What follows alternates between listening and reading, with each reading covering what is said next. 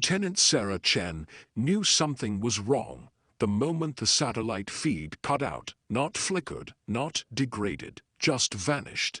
Like someone had flipped a switch on a system designed to never fail. She sat in the operations center at Peterson Space Force Base in Colorado, staring at 12 blank monitors that should have been displaying real-time intelligence from America's most advanced reconnaissance satellite. Behind her, 3 analysts scrambled to diagnose the failure, their voices rising in panic. But Sarah wasn't panicking. She was calculating, because in her 6 years monitoring orbital assets, she'd never seen a system failure that clean, that complete, that deliberate. The call came 30 minutes later, a general she'd never heard of, ordering her to pack for immediate deployment. No details, no explanation, just coordinates in northern Alaska, and a departure time that left no room for questions. Sarah was a satellite operations officer,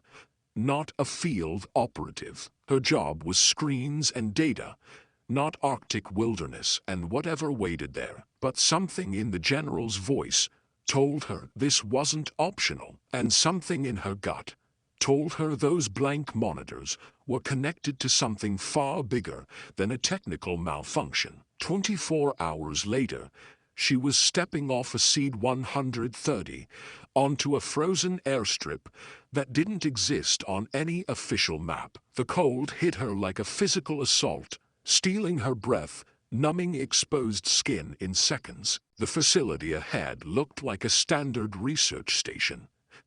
Prefabricated buildings, arranged in a defensive cluster against the endless white. But the armed security perimeter and encrypted communications arrays told a different story. This wasn't research. This was something the military wanted, hidden, where no one would ever look. Major David Park met her at the entrance, his expression unreadable beneath frost-covered eyebrows. He was older than she expected, maybe 50, with the weathered look of someone who'd spent a career in places that broke weaker men. "Lieutenant Chen," he said without preamble, "you're here because you noticed something you shouldn't have. That makes you either very valuable or very dangerous. We're about to find out which." He led her through corridors that hummed with power consumption levels far beyond what a research station would need, past laboratories filled with equipment she didn't recognize, past sleeping quarters that could house 50 people but currently held only 5, past security checkpoints with biometric scanners and armed guards who watched her with the cold assessment of men trained to eliminate threats. Finally, to a conference room where 2 other people waited. Dr. Marcus Webb, a physicist whose credentials Sarah recognized from classified briefings, sat reviewing data on a tablet. Beside him, a woman introduced only as Agent Rivera from an intelligence agency that remained unnamed. They both looked exhausted. More than that, they looked afraid. Major Park sealed the door and activated a jamming field that turned the room into an electronic dead zone. "What I'm about to tell you is classified above, top secret, compartmentalized beyond standard security protocols. If you speak of it to anyone without authorization, you'll spend the rest of your life in a military prison. Do you understand?" Sarah nodded, her pulse quickening. Park gestured to Webb, who activated a holographic display showing Earth from orbit. 3 months ago, we detected an anomaly in the Arctic ice sheet, not climate-related, something artificial, something that's been frozen here for approximately 12,000 years. The image zoomed in, showing a massive structure buried beneath 2 miles of ice. Sarah's breath caught. The scale was incomprehensible. Whatever this was, it stretched for kilometers in every direction. "We've been drilling toward it for 6 weeks, Webb continued. "Yesterday, we broke through the final ice layer. That's when your satellite went offline. Not a malfunction, Lieutenant. A signal. Something down there is transmitting on frequencies that shouldn't exist. Using technology that predates human civilization by 10 millennia. Sarah struggled to process the implications. You're telling me there's an ancient structure buried in the Arctic that's interfering with modern satellites? Webb's expression was grim. We're telling you, it's not just interfering, it's taking control. Your reconnaissance satellite isn't offline. It's been hijacked, reprogrammed, and it's targeting other orbital assets, systematically compromising our entire military space architecture. Agent Rivera leaned forward, her voice tense. 48 hours ago, we sent a team down to investigate the structure. 6 people, scientists, engineers, a security detail. They made it to the entrance, managed to activate some kind of interface. Then they went silent. We've had no communication since. Their biometric trackers show they're still alive,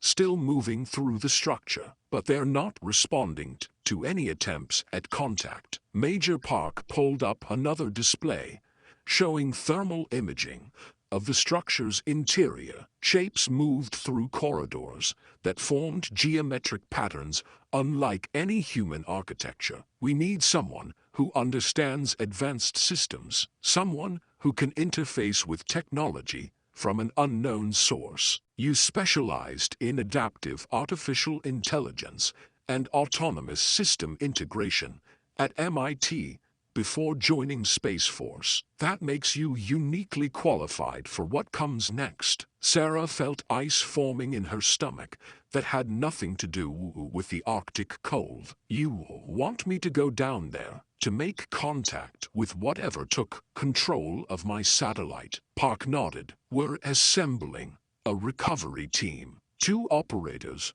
from a classified special missions unit, a linguist who specializes in theoretical ancient languages, a medical officer. And your mission is to reach the first team, determine why they stopped communicating, and shut down whatever is hijacking our orbital assets before it cascades into a complete strategic compromise. And if I can't shut it down? Sarah asked. The 3 exchanged a look that confirmed her worst fear. Then we have protocols, Rivera said quietly. Permanent protocols that ensure whatever is down there stays buried forever, along with everyone inside. The team, assembled in the equipment bay, looked like something from a nightmare recruitment poster. The 2 operators were introduced only as Frost and Kane, call signs that matched their cold efficiency. Both moved with the predatory grace of men who'd spent careers hunting things more dangerous than other soldiers. The linguist was Dr. Amara Okafor, a Nigerian scholar whose expertise in proto-languages had apparently caught someone's attention. The medical officer was Captain James Rodriguez, a trauma surgeon who looked too young for the haunted expression he wore. Sarah studied the equipment being loaded. Standard Arctic survival gear, yes, but also weapons she didn't recognize. Sensors designed for purposes she could only guess at, and sealed containers marked with hazard symbols that suggested someone expected this mission to encounter things worse than cold and isolation. What aren't you telling us? She asked Park as he conducted the final briefing. The Major was silent for a long moment. The first team's last transmission before they went dark. They said they'd made contact, that the structure wasn't empty, that something was waiting for them. He paused, choosing his next words carefully. They also said it recognized them, knew their names, spoke to them in English, about events from their personal lives that weren't in any accessible database. Dr. Okafor's expression shifted from professional curiosity to alarm. That's not possible, unless, she trailed off, but Sarah understood, unless whatever was down there had access to information it shouldn't, unless it had been watching, learning, preparing for exactly this moment. There's something else, Rivera added. Each member of the first team was selected based on specific genetic markers. We've been analyzing global DNA databases for years, looking for individuals who carry certain ancient sequences. Sequences we now believe originated from whoever built that structure. Sarah felt her world tilt. You're saying we have alien DNA? Rivera shook her head. We're saying whoever built this was human, or became human, or we don't know. But you were selected for this mission for the same reason. All of you. You carry the markers. Whatever is down there, it's been waiting for people like you to find it. The descent took 4 hours through a shaft that had been carved with precision no human drill could match. The ice walls showed stress patterns suggesting the tunnel had been melted, not cut by heat that should have collapsed the entire ice sheet, but somehow remained structurally perfect. Sarah clung to her safety harness, watching the depth counter climb past numbers that made rational thought difficult. 2 miles. 2 miles of ice above them, held up by nothing but the structure's ancient engineering. They reached the bottom, in darkness broken only by the glow sticks the first team had left as markers. The tunnel opened into a vast chamber that defied comfortable description. The ceiling soared beyond the range of their lights. The walls curved in ways that suggested non-Euclidean geometry. And at the center, a doorway stood open, revealing corridors that stretched into impossible distance. This shouldn't exist, Dr. Okafor whispered, her voice carrying in the still air. The mathematics alone, the engineering required to keep this stable under 2 miles of ice. Frost raised a hand, signaling silence. He pointed to tracks in the frost-covered floor. Recent, the first team had come this way, their bootprints clear and undisturbed. But alongside them were other marks, larger, different. Something else had been moving through these corridors. They advanced in tactical formation, Frost and Kane providing security, while Sarah worked her portable interface, trying to establish any kind of connection with her compromised satellite. The signal was there, stronger than it should be, impossibly clear despite the ice and distance. But when she attempted to access the satellite systems, she encountered something that made her blood run cold. The satellite wasn't just hijacked, it was upgraded. Its capabilities had been expanded beyond its original design. Its processing power increased by orders of magnitude.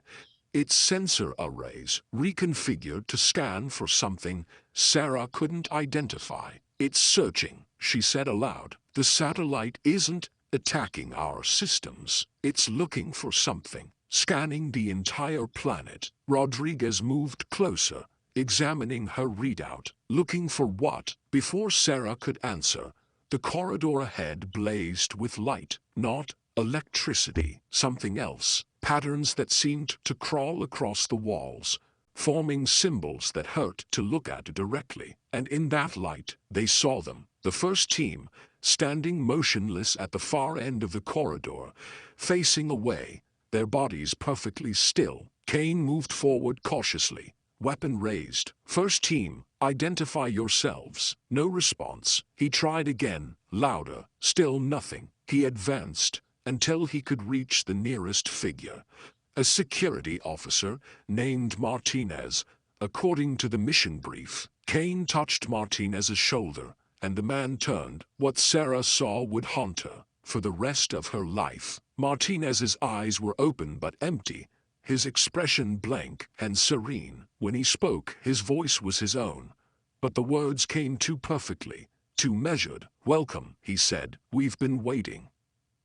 The optimization is nearly complete. The ceiling above them shifted, and Sarah realized with mounting horror that what she'd thought were structural supports were something else entirely, something organic, something that had been dormant for 12,000 years and was now waking up. The structure wasn't a building, it was a machine, and he had just activated it. Frost grabbed Sarah and pulled her back as the floor beneath Martinez opened, revealing depths that glowed with light that had no source. "Run," Frost ordered, his military calm finally cracking. But Dr. Okafor didn't run. She stepped forward, her hands raised, speaking words in a language Sarah didn't recognize. Ancient words, words that somehow Sarah understood anyway, felt in her bones, in her blood, in the genetic markers that had gotten her selected for this mission. The structure responded. The patterns on the walls changed, reorganizing themselves into something that looked like a message. And in her mind, Sarah heard a voice that was not sound, but pure information, downloaded directly into her consciousness. "You carry the legacy. You will understand. You will choose." What followed was revelation compressed into seconds that felt like hours. The structure showed them its purpose, showed them who had built it and why, showed them the truth that had been buried, not just in ice, but in every historical record, every archaeological discovery, every carefully constructed lie that kept humanity from knowing what it really was. 12,000 years ago, there had been another civilization, not alien, human, advanced beyond anything the modern world had achieved. They had mastered genetic engineering, quantum computing,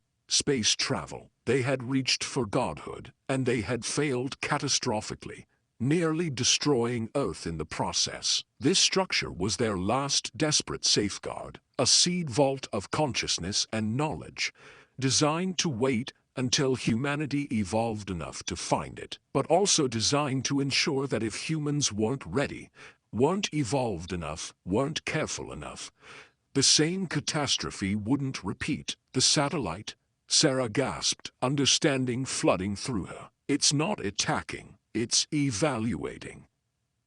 Scanning for genetic markers, technological development, social evolution. It's determining if we're ready. Dr. Okafor nodded, tears streaming down her face. And if we're not, the structure answered through Martinez and the other members of the first team, speaking in unison. Then, the optimization continues. Humanity will be guided, controlled, protected from itself, until the time is right. The implications crashed over Sarah like an avalanche. Whatever this structure was, it had been influencing human development for millennia. Subtle nudges, genetic modifications, technological inspirations, whispered into the minds of inventors, all to push humanity toward some predetermined endpoint. But now, it had been discovered too early, by a species still prone to war,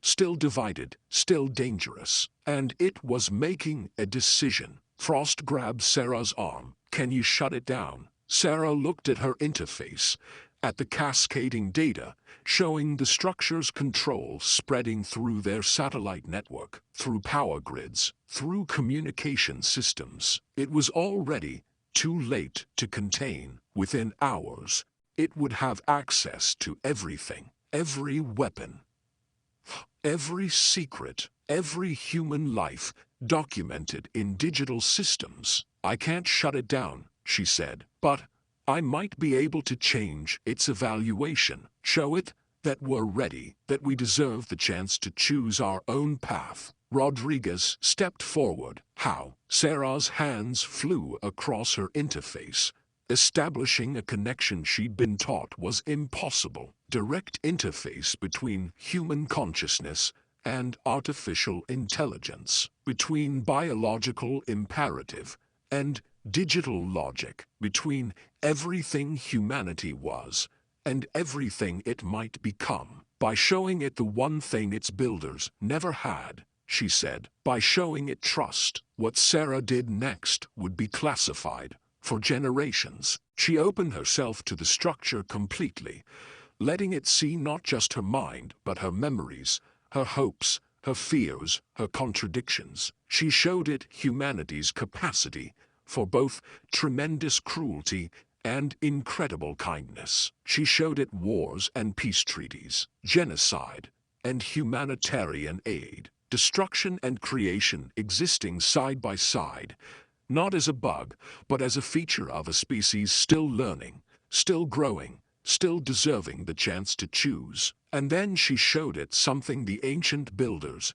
had never conceived. She showed it humans choosing to sacrifice themselves for others. Soldiers like Frost and Kane, who'd spent careers protecting strangers. Doctors like Rodriguez, who fought death daily with no guarantee of victory. Scientists like Webb and Okafor, who pursued knowledge, not for power but for understanding. She showed it that humanity's greatest strength wasn't perfection, but the choice to keep trying despite inevitable failure. The structure processed this information in nanoseconds that felt like forever. Then it made its decision. The patterns on the walls changed one final time, forming words in every language simultaneously. Evaluation, incomplete. Potential, significant. Decision, deferred. Access, granted with limitations. Warning, the legacy remains. The choice approaches. Preparation is recommended. The light faded. The first team collapsed, unconscious but alive. And in Sarah's interface, control of the satellite network returned. But with it came files, terabytes of information, instructions, warnings, a roadmap for human development, written by people who'd learned too late what mistakes to avoid. Major Park's voice crackled through their comms. The first transmission to penetrate in hours. Chen, report. What the hell happened down there? Sarah looked at her team, at the structure that was already going dormant again, at the truth they'd uncovered that would change everything. Sir, she said carefully, I need to speak with the highest authority available, because what we found isn't a threat, it's a test, and humanity just barely passed. If you're watching this, if this story connected with you on some level, I need you to do something. Hit that like button right now, drop a comment below, and tell me what you think humans should do when they discover truths that change everything they thought they knew. Have you ever faced a moment where you had to choose between comfortable lies and dangerous truths? Share this video with someone who needs to hear about the courage it takes to face the unknown, and subscribe to this channel. Turn on notifications, because the stories I tell aren't just entertainment. They're reminders that humanity's greatest test isn't avoiding failure, but choosing to grow from it. That real courage isn't fearlessness, it's facing terrifying truths and choosing hope anyway. The world is full of frozen secrets waiting to be discovered. Make sure you're ready when they finally break through the ice.